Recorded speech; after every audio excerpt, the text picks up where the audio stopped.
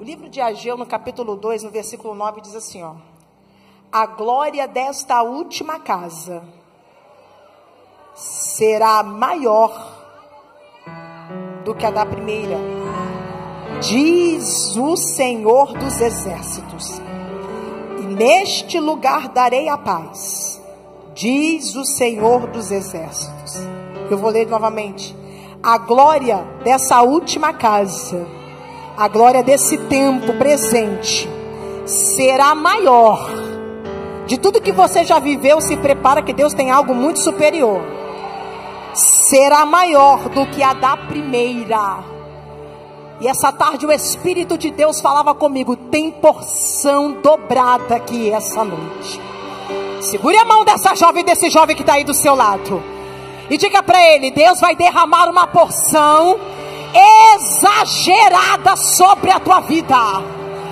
Áreas da sua vida serão impactadas com o poder e com a glória de Deus.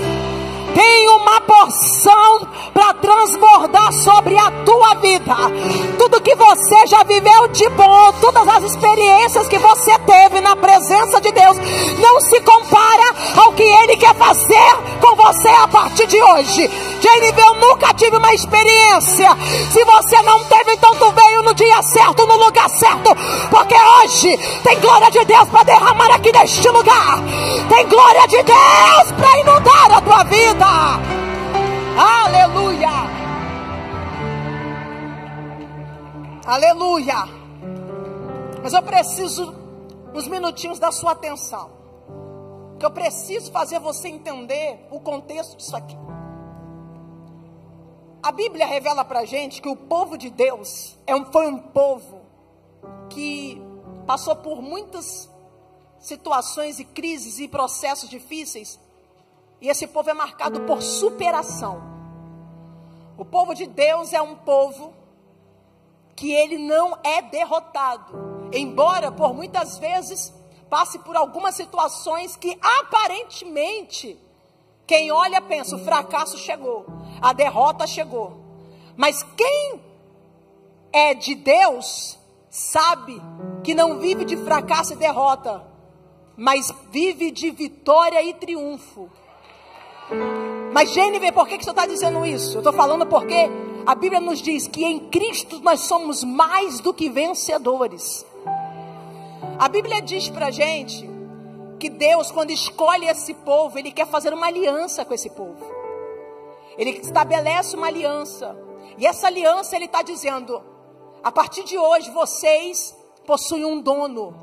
A partir de hoje vocês têm alguém que guerreia por vocês, que protege vocês. Essa aliança do povo de Deus para com Deus é uma aliança que Deus faz para que esse povo se mantenha em liberdade, porque Deus tem por propósito pegar o seu povo e manter ele livre. E esse povo também é um povo que vai desfrutar de um amor incondicional, que por mais que esse povo faça o que não é para fazer, esse Deus, por causa deste amor, está sempre abrindo oportunidades para recomeço. Está sempre abrindo oportunidades e dando chances para a pessoa recomeçar. Porque esse amor de Deus é expressado em nossas vidas através de um Deus que revela que mesmo que começou de uma forma errada e ruim, não precisa terminar assim. Mesmo que começou com fracasso, com derrota, com queda, não precisa terminar assim. Jesus, Ele é o plano perfeito de Deus que se manifestou para redefinir a nossa história.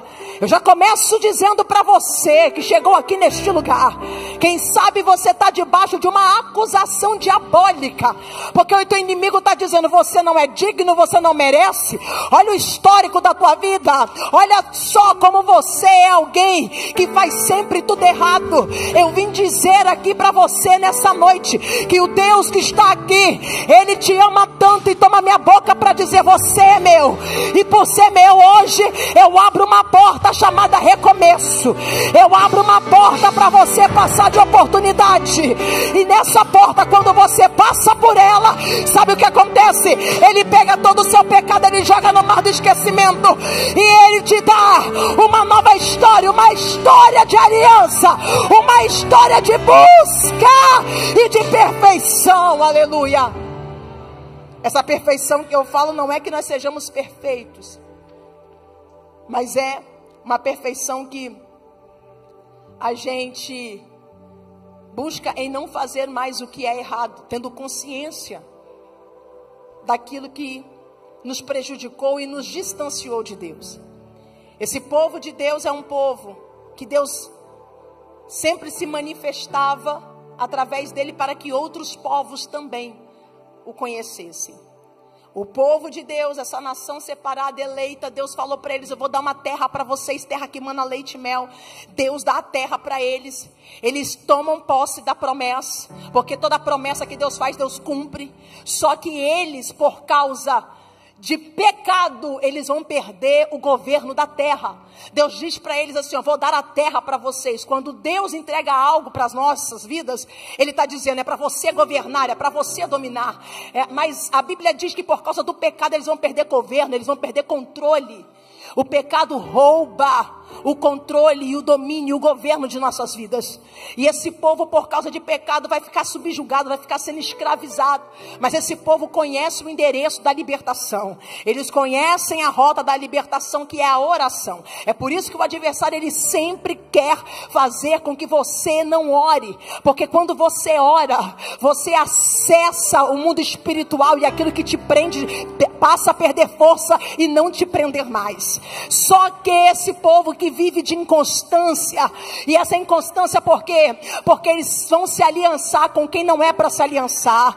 Eles vão começar a ter um hábito de idolatria. Eles vão adorar outros deuses, e Deus sempre vai permitir uma situação difícil para que o povo venha se converter dos seus maus caminhos e entender que só existe um Deus, que só existe um Senhor. Então o povo, quando está no aperto, eles se lembram de Deus, ora, e Deus dá livramento. Mas vai chegar um tempo que eles vão estar tão mergulhados na idolatria e na apostasia, que os profetas vão pregar, os profetas vão anunciar que é para um tempo de realinhamento e de arrependimento, mas eles não conseguem fazer e nem dar ouvidos ao que os profetas estão falando, porque o pecado, ele tem esse poder, ele tem o pecado ele cauteriza a mente. Então o povo, eles não conseguem dar atenção ao que os profetas estão falando. O profeta está dizendo: olha, se vocês não pararem com essas práticas, vocês vão ser levados cativos. Deus vai permitir um cativeiro na vida de vocês. Só que eles não acreditam. Por quê? Porque eles têm o templo de Salomão, todo muito lindo, muito ouro, muita coisa. Eles têm o templo, e eles vão para o templo, faz o ritual, eles fazem tudo direitinho, o protocolo. Então na mentalidade deles Deus não vai fazer isso com a gente, porque nós estamos fazendo tudo o que precisa ser feito dentro do templo. Só que o problema de Deus com o povo não era o que eles faziam dentro do templo, era o que eles faziam fora. Porque Deus, ele não está interessado no nosso ritual, Deus está interessado na nossa obediência. Não adianta vir aqui, levantar a mão, orar, chorar no hino, você dá glória e aleluia, mas quando o culto acaba, você esquece tudo que recebeu aqui e vai voltar às práticas ilícitas. O Senhor está dizendo para alguém aqui hoje: eu não quero mais o teu ritual, eu quero tua obediência. Eu quero que você exerce lá fora o que tu recebe aqui dentro.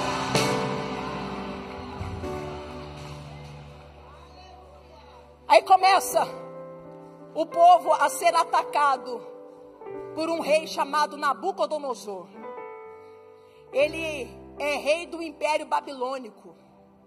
É a nação mais forte da época. E o povo de Deus começa a ser atacado. Ele vai atacar por 3 vezes. Por 3 vezes ele vai dar uns ataques na vida, na cidade de Jerusalém. ele vai levar povos cativos. Só que na terceira vez, na última vez, ele vai derrubar os muros e vai destruir o templo. Olha o que está acontecendo. Ele faz um cerco em Jerusalém, com todo o seu exército. E aí ele começa atacando. O primeiro ataque que ele tem, ele pega uma quantidade de povo e leva para a Babilônia. No segundo ataque, ele pega mais uma quantidade de povo e leva para a Babilônia. Na terceira vez que ele ataca, ele mata muitos. Ele vai destruir os muros, destruir o templo. E os que ficaram vivos vão ser levados para a Babilônia. Percebe como é que o adversário, como é que ele é estratégico? Ele foi de pouquinho em pouquinho minando as forças. Ele foi de pouquinho em pouquinho tirando a estrutura. Ele foi de pouquinho em pouquinho saqueando as pessoas aqui que representam áreas da nossa vida. Porque o adversário, ele é estratégico. Ele de pouquinho em pouquinho ele quer atacar áreas da nossa vida até chegar a um determinado ponto onde a gente não tenha mais estrutura para resistir ao ataque. Até um determinado ponto onde a gente não tenha mais nenhum tipo de força ou resistência para apresentar diante dos golpes que ele dá. Aí no final do terceiro ataque, ele já mostra logo para que veio. Ele joga os muros no chão. Muro fala de proteção. Ele joga o templo no chão. Templo aqui representa o altar. Essa é a intenção do adversário, fazer os muros caírem da nossa vida, tirar nosso cerco de proteção, para que as brechas fiquem abertas e ele acesse o nosso altar. Porque quem não tem altar de pé não prevalece de pé. Só que eu vim pregar aqui nessa noite para uma geração que vai fechar brecha para não deixar o adversário se aproximar. Segure na mão desse jovem que está do seu lado. Segure na mão dele e fala: essa noite Deus te trouxe aqui para você fechar as brechas. Não deixa, fala, não deixa o adversário acessar o teu altar. Altar é intimidade com Deus. Altar é aliança. Altar é segredo. Altar é quarto fechado para a vida de oração. Altar é secreto. Deus hoje está tomando a minha boca para trazer um alerta para vocês, dizendo: o inimigo não está brincando. Ele quer saquear. Ele quer tirar força. Ele quer levar cativo. Ele quer destruir. Mas tem um povo aqui que veio para essa conferência e não foi para passear, não foi para brincar, mas é para fechar brecha e não deixar o adversário chegar no altar. Não deixa ele chegar no altar. Diga para dois jovens aí, diga para duas pessoas: não deixa ele chegar no altar. Fala: não deixa ele chegar no altar. Não deixa ele chegar na tua intimidade. Não deixa ele tirar a tua força de orar. Não deixa ele tirar a tua força do devocional. Não deixa ele tirar a tua força de ler a palavra. Não deixa ele chegar no teu altar. Aí você pensa comigo: Jennifer, mas enquanto o adversário, enquanto Nabucodonosor estava fazendo esses ataques, cadê os profetas profetizando, dizendo: se humilhem perante Deus?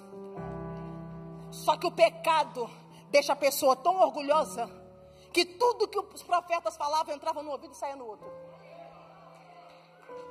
Os profetas estão dizendo: as coisas estão ruins, e se vocês não tomarem jeito agora, vai ficar pior. Só que vamos ser sinceros, tem gente que está olhando e dizendo: ah, profeta do caos. O que o profeta está dizendo aqui não é que ele tem prazer em anunciar a destruição e o caos que vem.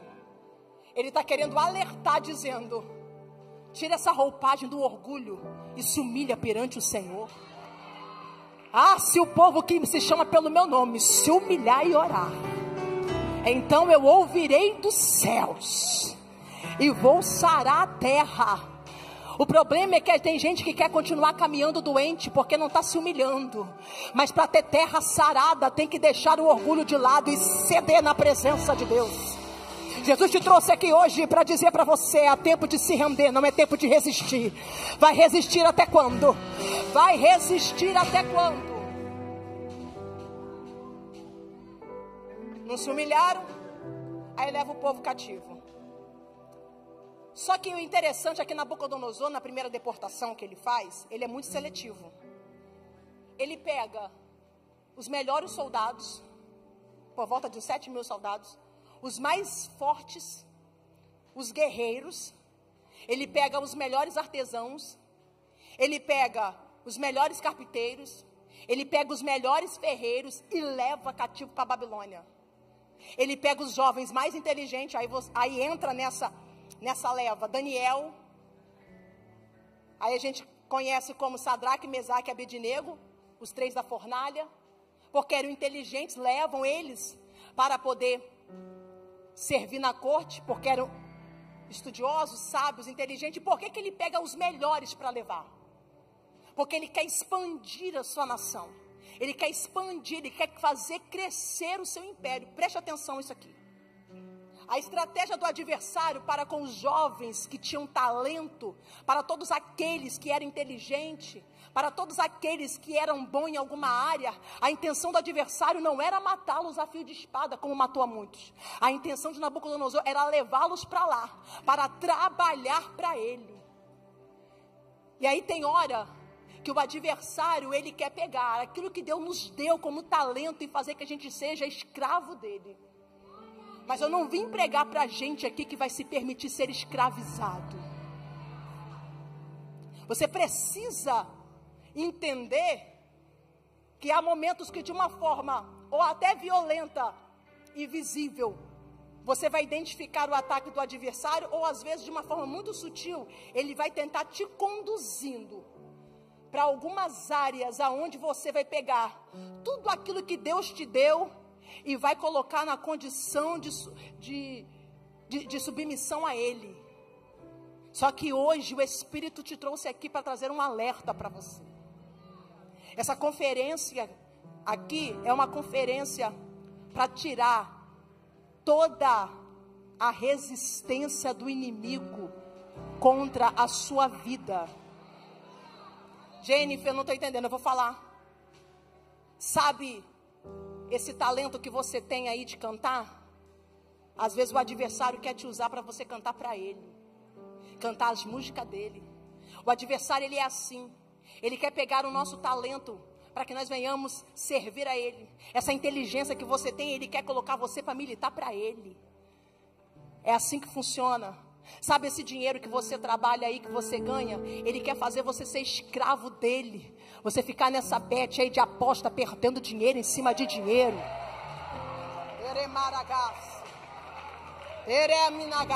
Você ficar nesse tigrinho aí. O que Deus te dá é santo. Não é porque você é bom na comunicação que você vai ter que ficar conversando com 3, 4 menininhas, não. Ei, para com esse negócio.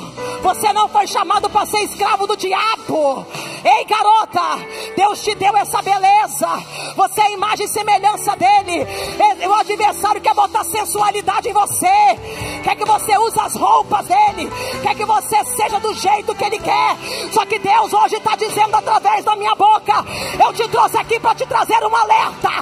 Eu te trouxe aqui para te trazer um alerta.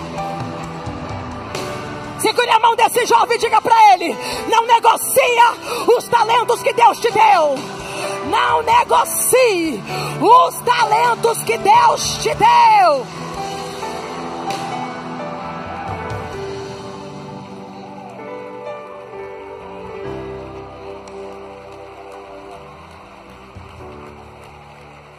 Quantas pessoas inteligentes que cresceram na obra do Senhor, mas hoje está usando a inteligência para ser estelionatário, para fazer coisas erradas, está usando a inteligência lá no crime. E o Senhor está dizendo aqui: olha, eu te trouxe aqui para acender um sinal de alerta, para você não negociar. Seja como Daniel. Como é que Daniel se comportou? Como é que Sadraque, Mesaque e Abednego se comportaram? Pode me jogar na cova, mas eu não negocio a minha essência. Pode pode me jogar na fornalha, vai aquecer 7 vezes, pode aquecer, mas eu não negocio a minha essência. Eles estão mostrando pra gente que a geografia mudou, que a cultura mudou. Eles estudavam lá dentro de Babilônia, eles tinham o ensinamento de Babilônia, mas não é aquilo que eles aprendiam, era aquilo que eles praticavam, que influenciava a essência que eles têm. Deus está dizendo, a geografia pode mudar, mas a tua essência tem que permanecer. A geografia pode mudar, mas a tua essência tem que continuar.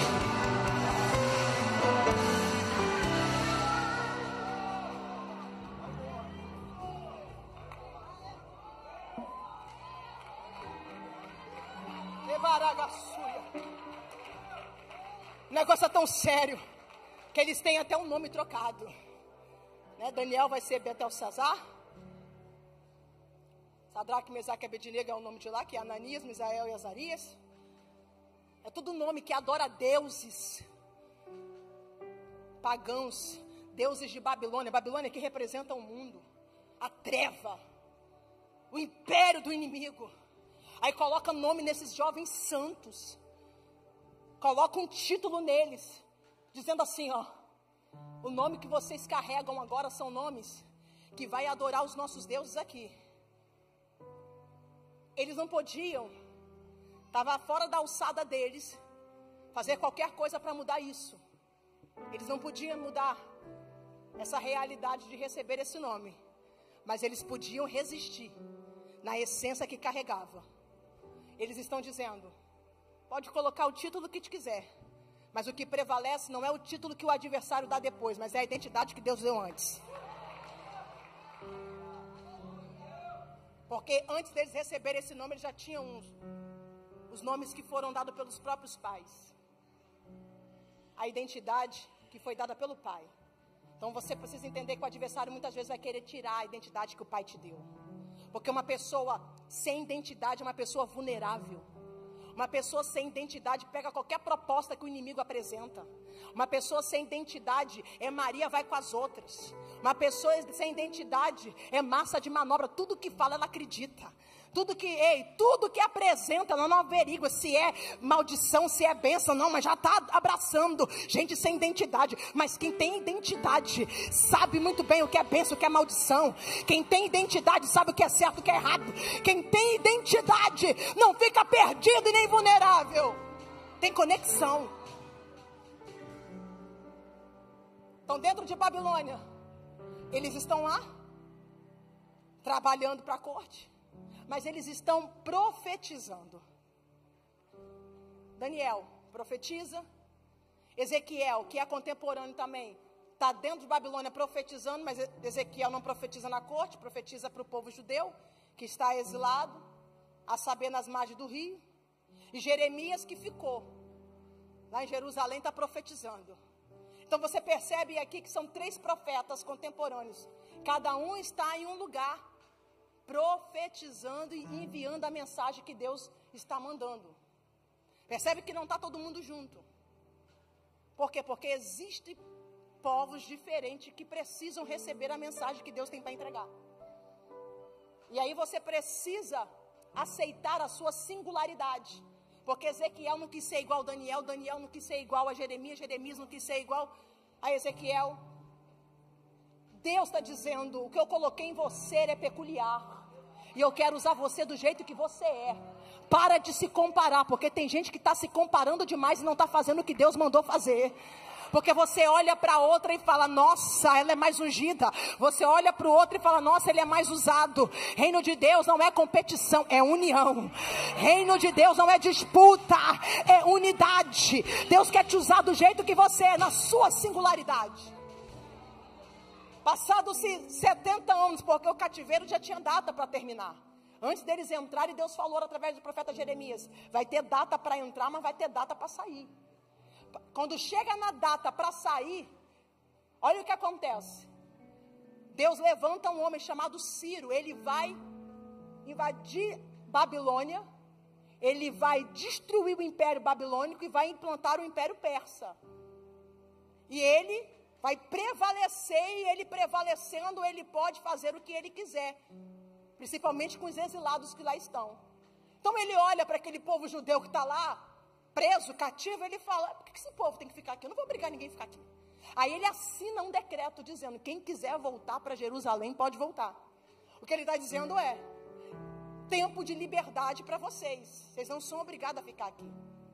Porque você pode estar pensando, imaginando aí, que esse povo estava preso dentro de celas. Não. Eles não estavam presos dentro de uma cadeia com grades, não. Eles podiam circular na cidade, mas tinha os portões fortes da cidade que impediam eles de saírem. Então era uma falsa liberdade. Pode transitar, mas só até aqui. Pode andar, mas só até aqui. E quando o Ciro chega e assina o decreto, ele está dizendo, eu estou eliminando essa liberdade limitada. Porque o povo de Deus não foi chamado para ser limitado. O povo de Deus foi chamado para ter uma liberdade genuína. Segure a mão desse jovem aí, segure a mão desse homem, dessa mulher de Deus aí do seu lado e diga para ele, tem liberdade genuína para você aqui hoje. É mais ou menos assim. Tem áreas da sua vida que você sente bloqueada, parada. Tem áreas da sua vida que você sente que está presa. Jesus está dizendo, eu estou assinando hoje o decreto.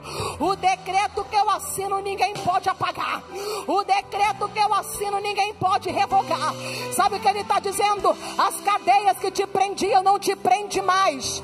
A graça hoje é manifestada na sua vida, de forma que o pecado que te aprisionava, ele vai perder a força hoje.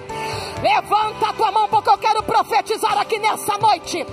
O pecado que te aprisionava, o pecado que te limitava a viver em liberdade, Deus hoje está assinando um decreto dizendo, ele não resistirá ao meu poder. Todo pecado que te aprisionou até hoje, todo pecado que te limitou até hoje, não terá mais força, não te prenderá mais, não vai mais te segurar, não vai mais resistir ao poder de Deus, porque as cadeias se quebram, se quebram, se quebram, se quebram.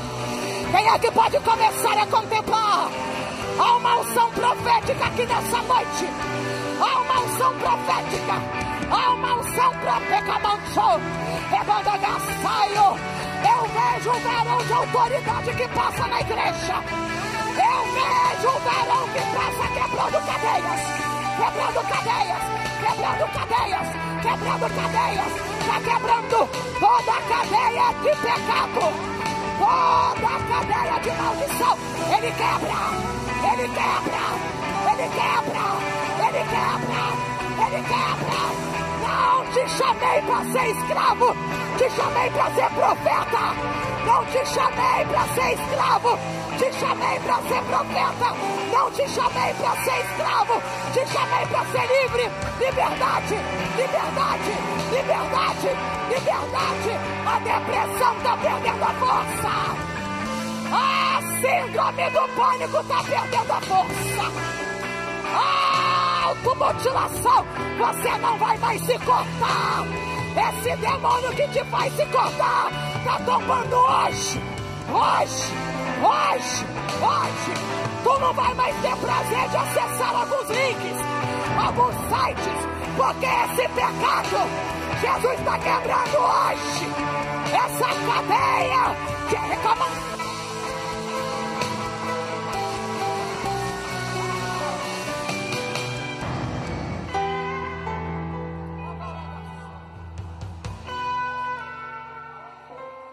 Ai, Joé, reclamante o Iaçu, Joé. Ele quebra. Ele quebra. Só que tem um porém aqui. Apesar de esse rei chamado Ciro ter assinado o decreto dizendo que quem quiser voltar podia voltar, pasme, teve gente que não quis sair. Teve israelita que disse assim, estou com a vida muito boa aqui em Babilônia, não vou sair dela não. Porque para ir para Jerusalém vai ter que reconstruir cidade que está destruída.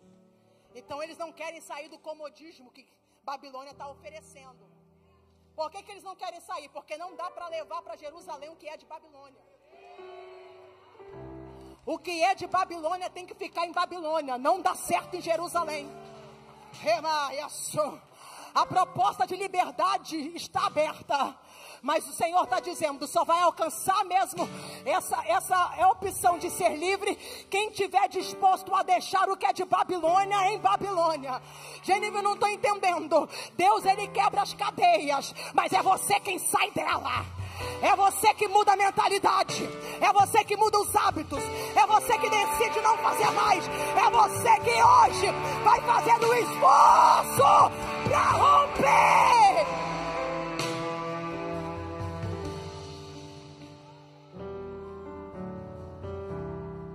Aí você sabe por que às vezes tem gente que está dentro de Jerusalém, mas ainda continua cativo? É porque não se desprendeu daquilo que é de Babilônia.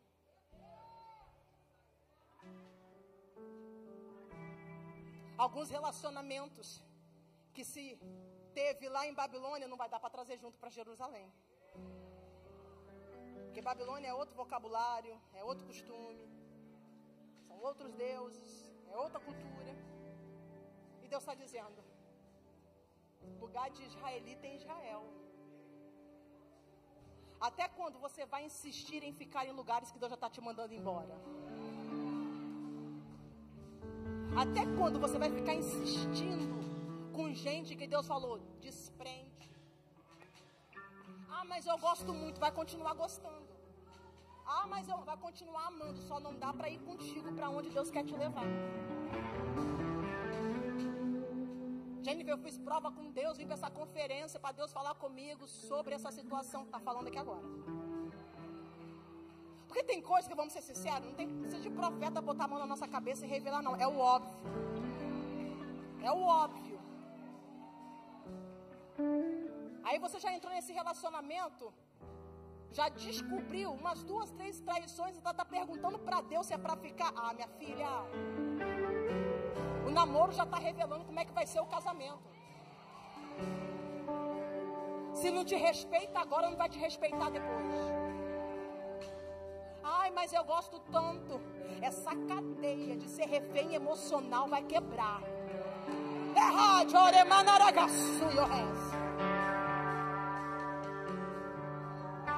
Essa dependência emocional. Você não tem que ser dependente emocional de relacionamento. Você tem que ser dependente de Deus.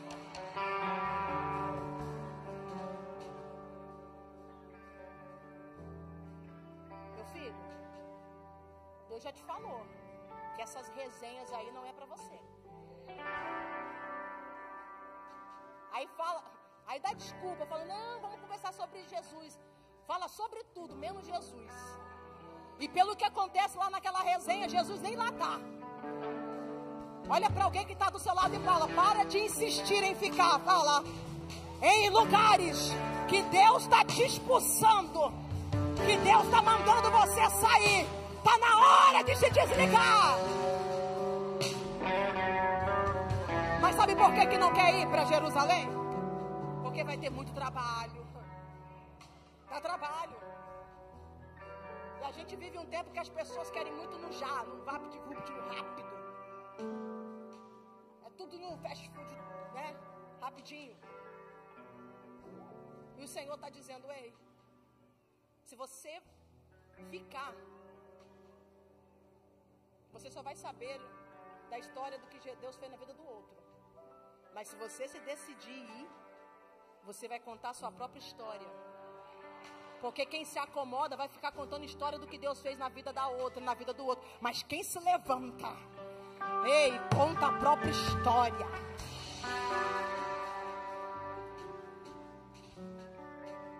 Eles voltam para Jerusalém, na primeira leva.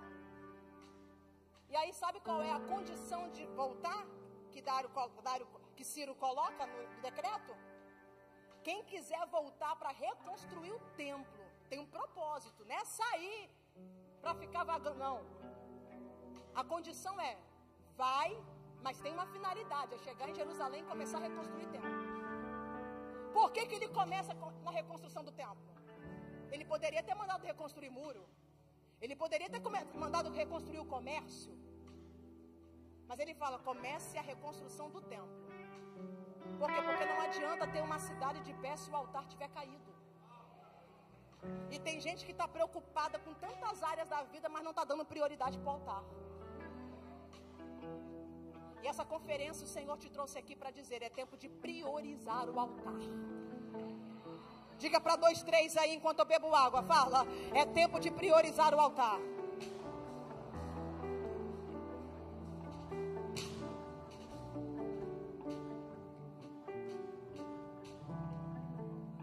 Eles vão na liderança de um homem chamado Zorobabel. Zorobabel, ele é um governador. E ele vai para poder começar a restaurar a esfera econômica e política de Jerusalém. Mas ele leva um sumo sacerdote chamado Josué, que ele vem para restaurar a parte religiosa. E eles começam a obra com muito entusiasmo. Eles não estão sozinhos. Tem muitos com eles. E eles estão reconstruindo, refazendo o templo com muito entusiasmo. Só que, nesse meio tempo, tem os samaritanos que vão olhar e vão ver eles reconstruindo o templo e vão dizer assim: vamos atrapalhar a obra, vamos embargar. Aí eles pegam e escrevem uma carta para um rei chamado Artaxerxes e diz assim: ó, esse povo aí é um povo rebelde, esse povo que está reconstruindo o templo. E aí o rei, ele vai embargar a obra.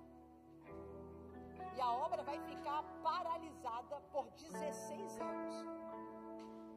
O que você precisa entender é que todas as vezes que você se levantar para restaurar o altar da tua vida, vai se apresentar os adversários espirituais ou até mesmo usando alguém para tentar te tirar do foco, para te tirar da missão que você tem que executar. Reconstruir e reparar o altar não é fácil. Voltar para uma vida de oração não é fácil. Adquirir uma vida de jejum e oração não é fácil. É guerra o tempo todo. Só que você tem que ter convicção daquilo que Deus te chamou para fazer. Porque a questão aqui não era os inimigos se levantarem, mas eram eles estarem determinados em continuar fazendo até o fim. Aí Deus vai mostrar para eles que era por prioridade reconstruir o altar. Aí esse rei Artaxerxes sai, ele morre. Aí um rei chamado Dário assume e fala: não, pode voltar a reconstruir o templo, quem quiser. Só que mesmo assim eles não voltam, porque eles agora estão priorizando a sua família, as suas casas, e deixaram o templo lá. Ficou só a base. Com 16 anos foi juntando lixo, foi juntando entulho. O templo ficou inacabado, mas eles estão preocupados só com a vida pessoal. Aí é quando entra o profeta Ageu. O profeta Ageu, ele entra no cenário e Deus não apresenta quem ele é. Não fala de que tribo ele vem, não fala quem são os pais, não fala de que cidade ele é. Mas a tradição judaica fala que ele, quando ele começa a profetizar, ele tinha entre 80 e 90 anos, que ele passou toda a sua a maior parte da sua vida dentro do cativeiro. Outros falam que ele nasceu lá dentro. Enfim, nós não vamos aqui se ater a nenhum dos dois.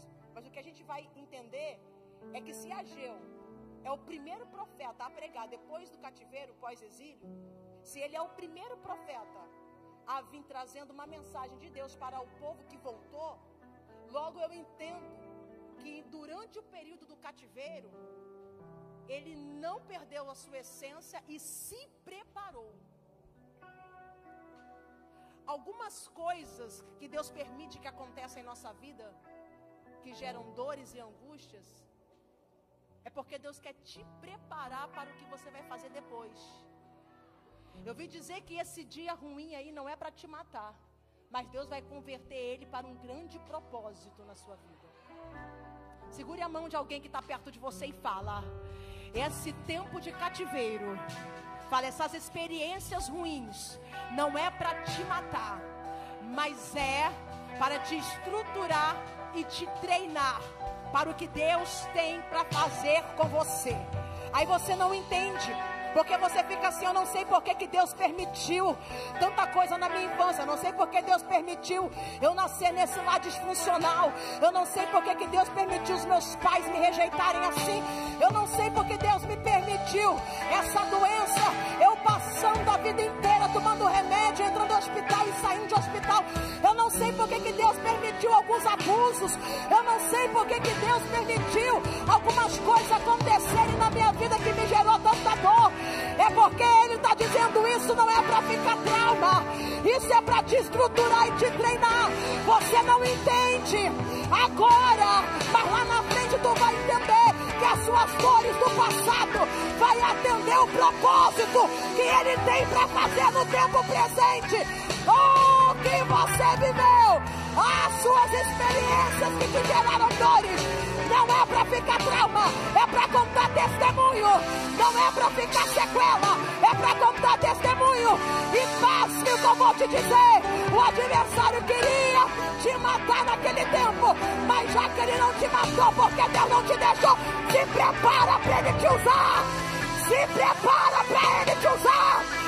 Se prepara para Ele te usar. Oh, a dor não vai ser maior que o propósito. As lágrimas não serão maiores que o propósito. O tempo do choro não vai ser maior que o propósito. O tempo da angústia, o tempo da aflição, o tempo do desprezo, da rejeição, o tempo da violência, o tempo do abuso não será maior do que aquilo que eu tenho preparado para você. Eu vou te usar, eu vou te usar. Se você acha que você sofreu muito, então se prepara, porque a glória vai ser revelada. Essa leve e momentânea tribulação não se compara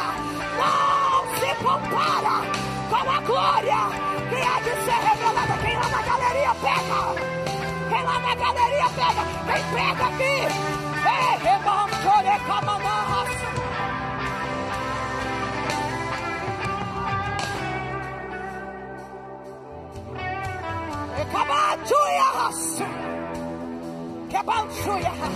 Uma escola de músico vai formar músico. Uma escola de profeta vai formar profeta. Mas é na escola do deserto e da dor que vai gerar os melhores adoradores. Tudo que Ele fez foi para te calar, foi para roubar a tua adoração. Mas a essência está aí, a essência está aí. Ele não vai conseguir, Deus vai te levantar.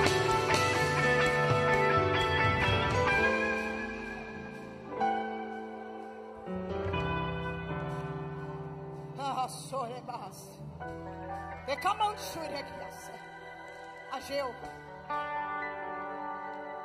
ele profetiza, o ministério dele só dura 4 meses. Mas sabe o que isso revela? Isso não revela que Deus queria dar algo pouco para ele. Muito pelo contrário. É Deus dizendo: ei, eu não preciso de muita coisa para fazer o que eu tenho que fazer na sua vida. Porque o ministério de Ageu só durou 4 meses e a gente está aqui há mais de 2.500 anos depois, falando sobre ele. Deus não precisa de muito para fazer a tua história.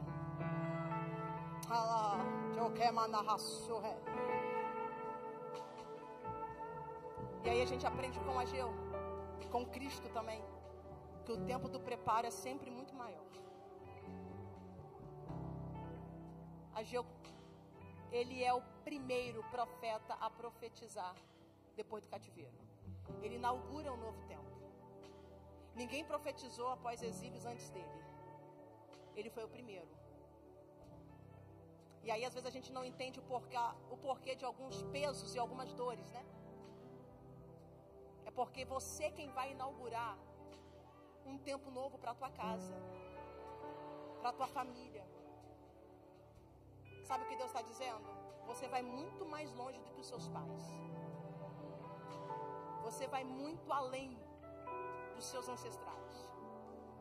Aí a gente não entende o porquê, às vezes, de alguns pesos. É porque a gente está inaugurando um novo tempo. E que tempo é esse tempo de profecia, tempo profético.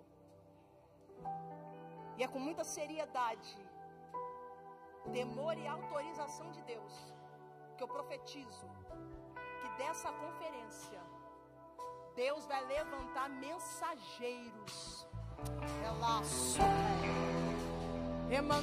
Porque o profeta, ele não formula a mensagem, ele só entrega. O profeta, ele é mordomo da mensagem, ele é só o canal, ele não é a fonte.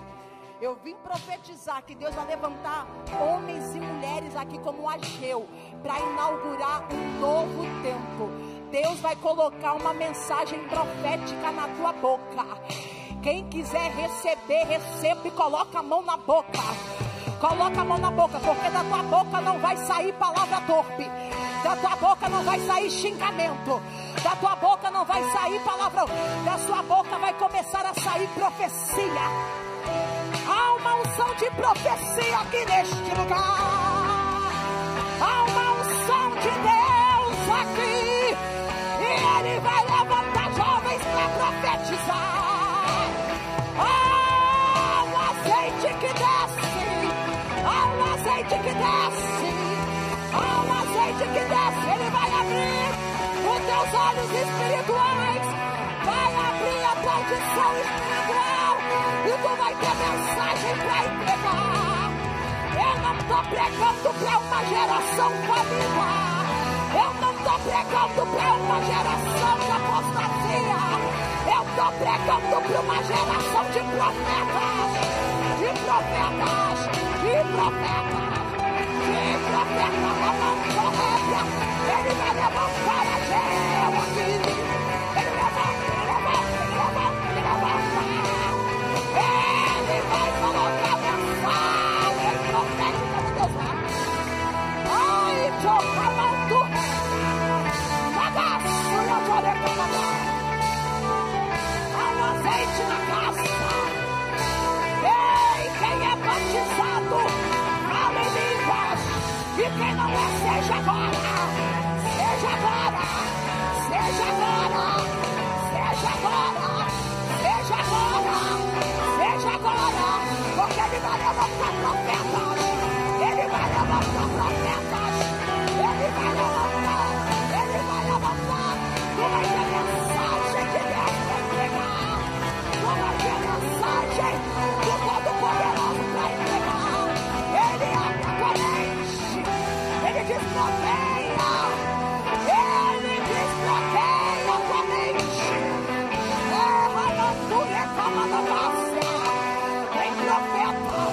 Tem profeta, na manchura, açúcar é de graça, é manchura, é camaradaio, é manchura, há uma nova unção que desce sobre a vida dele, há um revestimento, há um azeite fresco, porque assim que diz o Senhor, fiquei o dom na terra. A revelação da palavra, eu vou te usar com mais profundidade. Seja revestido agora, seja cheio agora. Toma nova sua obra. É pra pregar, é pra pregar, é pra pregar, é pra pregar, é pra pregar, é pra pregar.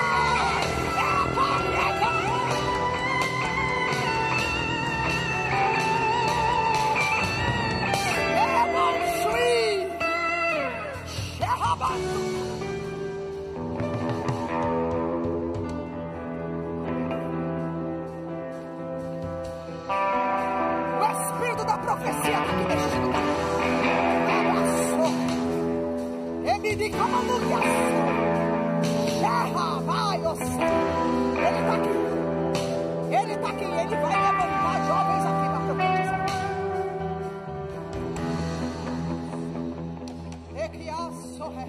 Se prepara para ter experiências que nunca teve antes. Se prepara para ver anjos subindo e descendo.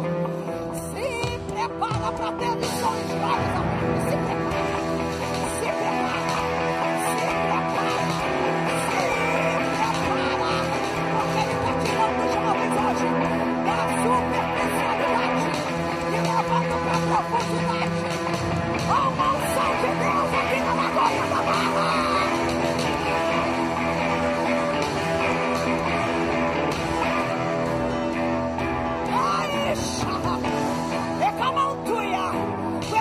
Santo, o batizador está aqui.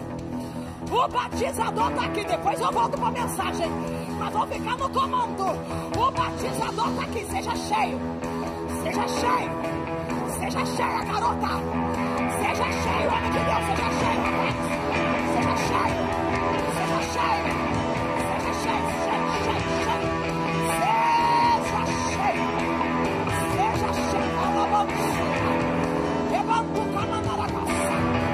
Seja cheio de Deus. Seja cheio do Espírito Santo. Seja cheio do Espírito Santo. Línguas repartidas como de fogo. Recebe batismo. Recebe batismo. Recebe batismo. Recebe renovo. Recebe autoridade espiritual. Recebe ousadia. A timidez vai sair agora. A timidez vai sair agora. Oh, Romansuia da Gassai.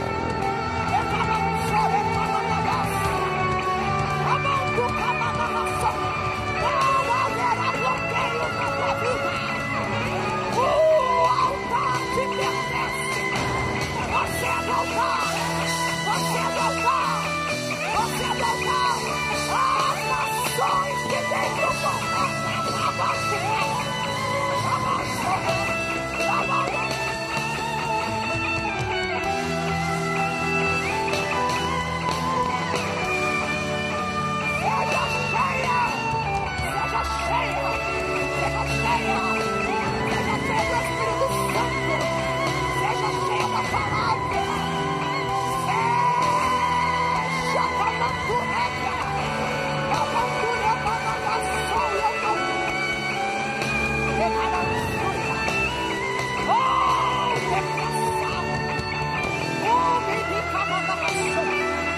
Uma nova definição da história da tua família. Uma nova definição através de você. Uma nova definição para a história da tua família. Escrava, escrava, escrava, porque Deus está inaugurando.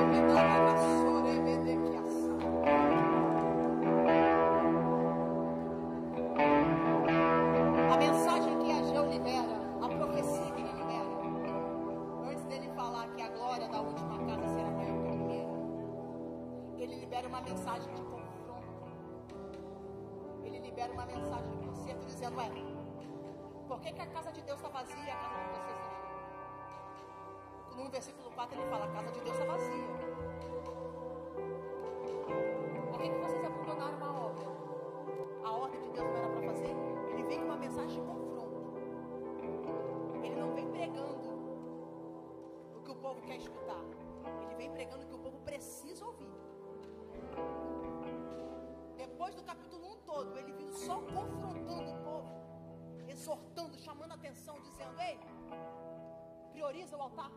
Sabe por quê? Porque vocês estão trabalhando, só pensando na vida de vocês, e vocês estão vivendo em miséria. O capítulo 1 mostra pra gente que eles plantam, mas eles não conseguem viver em fartura. Eles comem, mas não se fartam. Eles bebem, mas não ficam saciados. Estão trabalhando, mas estão tendo prejuízo. Por quê? Porque não adianta eu priorizar outras áreas da minha vida se eu não priorizar o altar. A Jó está dizendo para eles: vocês não vão abandonar nada que vocês estão fazendo, mas vocês vão priorizar o altar. Entenda o que eu estou falando. Eu estou pregando para jovens aqui que vão ser médicos, vão ser dentistas, vão ser advogados, vão ser juízes, vão ser diplomatas, entre outras coisas mais. Só que o que Deus está dizendo é: você nunca pode largar o altar. Altar não é isso aqui não. Altar é a vida com Deus. Fidelidade, santidade, respeito ao Senhor. Ele está dizendo: a casa de Deus está vazia. Se é para Jesus, melhor é isso.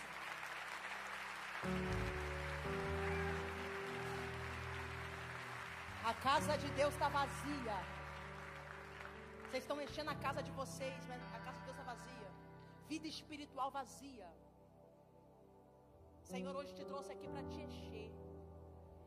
E jovem cheio da presença de Deus tem respeito e reverência no culto. Tem respeito e reverência quando está diante do Senhor.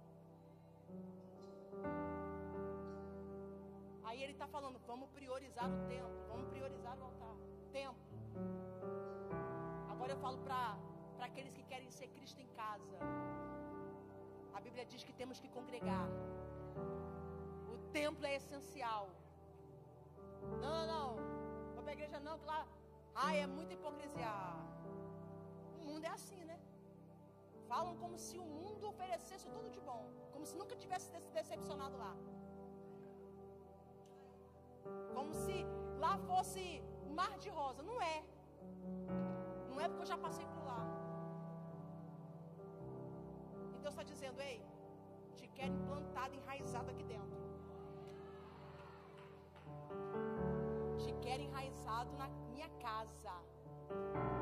Salmo 92. O salmista diz que aqueles que estão plantados na casa do Senhor florescerão como a palmeira e crescerão como o cedro no Líbano. Raiz forte. Pode vir o vento que for, mas tu não desvia. Tá aqui. Pode vir a pressão que for, tu tá aqui. Relamassa.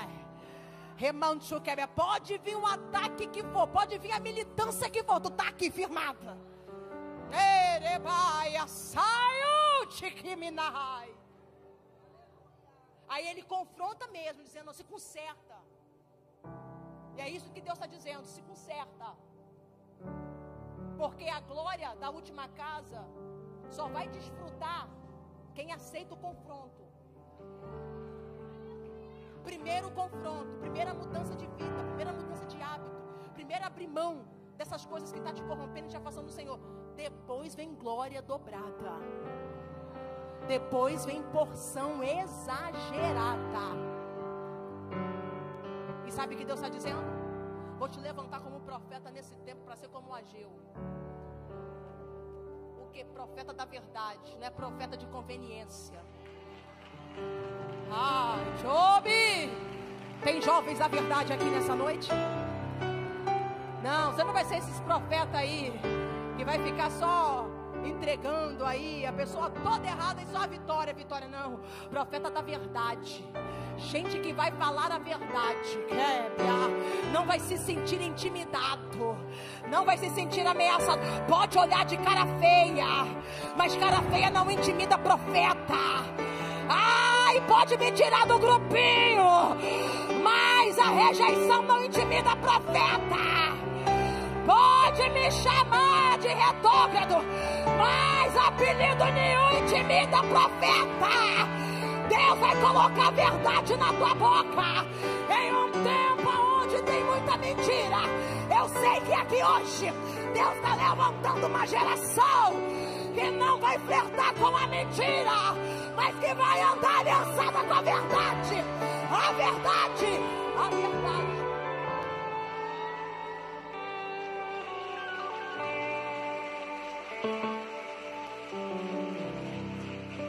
Você não vai mudar a mensagem para ser aceito em alguns lugares.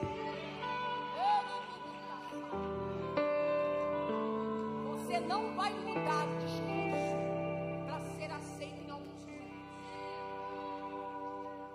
Se tem que mudar o discurso, esse grupo não é para você.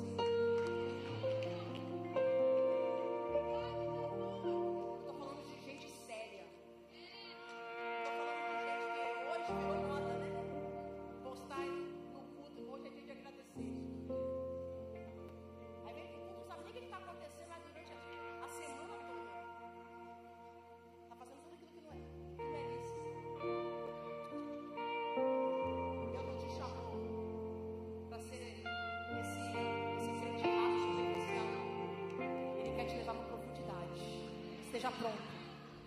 Mas ir para a profundidade tem que passar pelo confronto. Deus vai te confrontar. Toda vez que Deus te confrontar, toda vez que o Espírito Santo te exortar, você vai entender que é Deus te levando para mais profundo. Você vai entender que depois desse confronto vai vir uma grande glória. Sabe o que significa o nome de Ageu? Festivo, festa. Depois desse cativeiro, dessa dor, vai ter comemoração. Para com isso, garoto. Para com isso, menino. Para com esse negócio de se cortar, de se automutilar. Para de falar que quer morrer, tá nova ainda, tá novo. Tem festa para você. Tem festa para você depois dessa dor. Tem festa para você depois dessa crise. A tua vida, a tua história não se encerra nessa depressão, não é uma fase. Gente, eu estou fazendo terapia, eu estou tomando remédio, não tem problema não, é só uma fase, vai passar. Vai passar. Tem um momento de celebração, tem um momento de festa para você.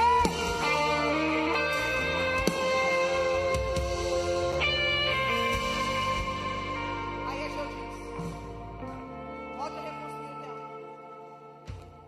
Porque vocês pararam na base. A base ficou lá por 16 anos. É o fundamento.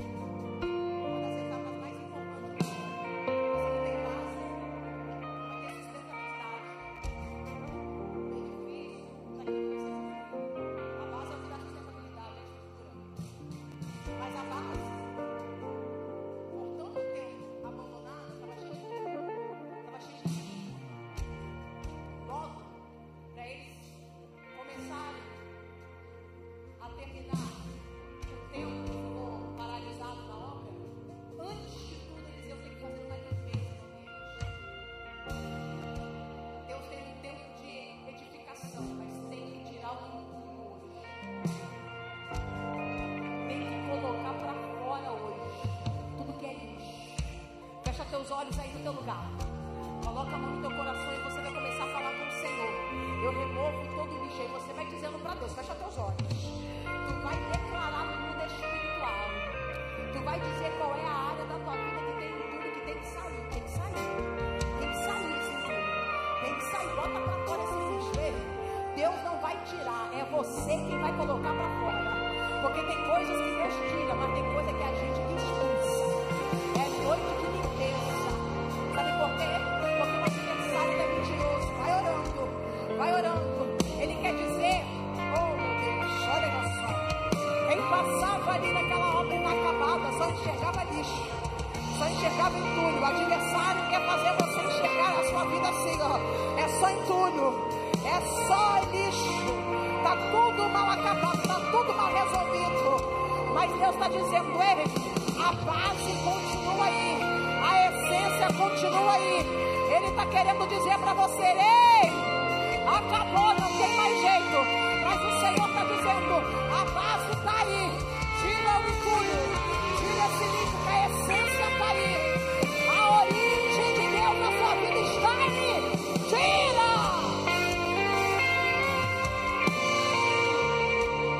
Aí o povo fica questionando. Mas como é que a gente vai voltar a reconstruir? Estamos sem recursos. Não temos dinheiro. Estamos dentro de uma crise. Estamos no meio de uma crise. Voltou de um cativeiro.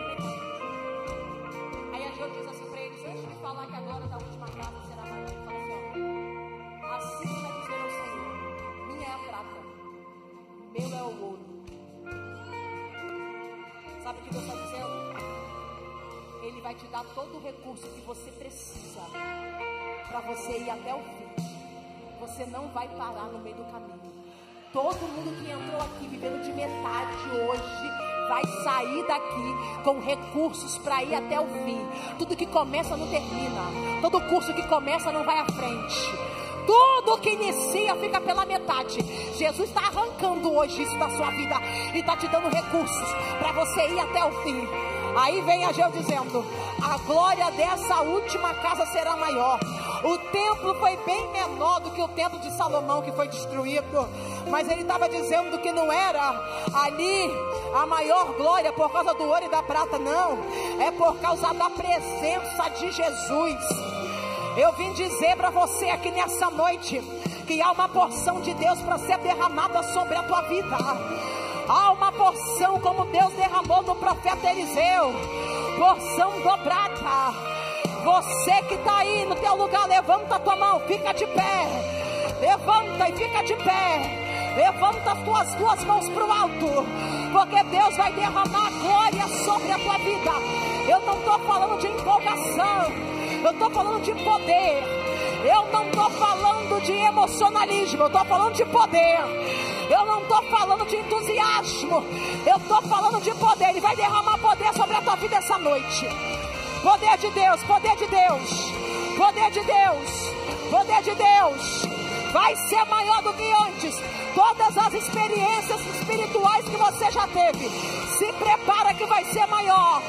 Se prepara que vai ser superior. Se prepara nessa noite. Quem é que pode começar a adorar Ele aqui? Quem é que pode começar a adorar? Quem é que pode começar a exaltar? Alabaraço. Emansuítea. Lamantoreca managaia sébia. Ele derrama o azeite fresco do céu sobre a tua vida. Oh meu Deus, não haverá mais templo vazio. Nós somos o templo. E Ele está dizendo, todas as áreas que estavam vazias, essa sensação de vazio que você sente, Ele está derramando glória, Ele está derramando poder. Quem pode sentir? Quem é que pode sentir? Oh, Ele tira as correntes dos teus pés, o que te impedia de avançar, o que te impedia de prosseguir, o que te impedia de continuar. Ele arranca, Ele arranca, Ele arranca. Fecha teus olhos e adora. Para de ficar olhando o que está acontecendo. Vai adorando, vai adorando, vai adorando, vai adorando. Fecha teus olhos e vai dizendo: Jesus, eu quero essa porção dobrada, eu quero essa glória, eu quero essa glória. Por que que a glória é maior? Porque no primeiro templo, a glória, ela era representada pela arca, mas depois não tem representatividade. É o próprio Cristo que vem, é o próprio Cristo que entra no templo, é o próprio Cristo que chegou. Vai ter salvação, vai ter libertação, vai ter libertação, vai ter libertação. Oh,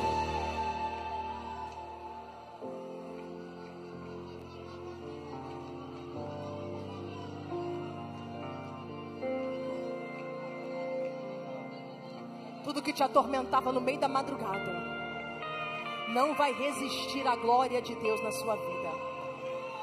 Oh meu Deus, tudo que te atribulava e te dava pânico, medo, oh minaragaçúbia, não vai resistir à glória de Deus na sua vida. Labaciquébia. Depois do templo pronto, sabe o que acontece? Esdras vem para poder pregar para o povo, e há confissão e arrependimento. O povo que estava vivendo da forma errada confessa e se arrepende.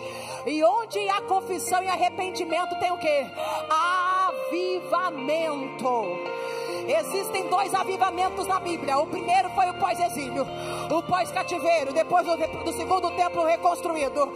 E qual é o outro avivamento? Atos 2.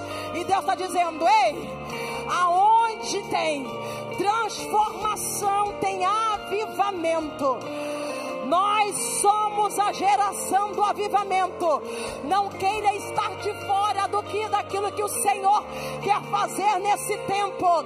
Não queira ser morto, não queira ser frio em um tempo que o Senhor vai derramar avivamento nessa nação. Você faz parte, você faz parte. Oh meu Deus,